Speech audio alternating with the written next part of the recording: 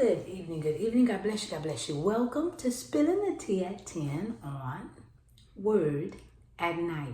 Listen, the word of the week that we're going to be discussing from a Bible's perspective is treasure. Treasure. We all look for it. We all want it. Treasure. And that's where we're going to be coming from this week. And tonight we're coming from Psalms 119 and we're starting at verse 160. I'm reading from the New King James Version. Okay? And this is what it says: the entirety of your word is truth, and every one of your righteous judgments endures forever. Princes persecute me without a cause, but my heart stands in awe of your word. I rejoice at your word, as one who finds great treasure. Now here we have a portion of the Psalm 119. 119, the number 119 Psalm is the longest Psalm written.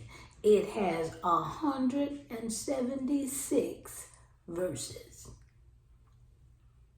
Okay? 176 verses.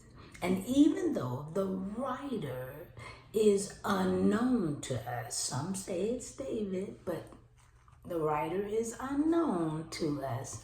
The writer shares with us what true treasure is. It is the Word of God. Just being able to read it, just to be able to hold your Bible, unlocks the wealth that is within it. We are wealthy with this gift. We're wealthy with this gift. So don't take it for granted. The Bible is our treasure. I'm just spilling the tea at 10 on Word at Night while you guessed it, sipping on my tea.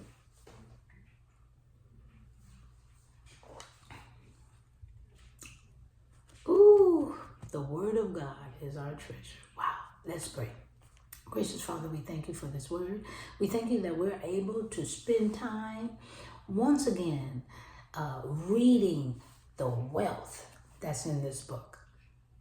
And so we love you, we adore you, and we thank you that you continue to enlighten us and let us know what true wealth is all about. It's really all about you, not us, not what we have, but what you have, Lord Jesus. And we are so grateful that you are willing to share.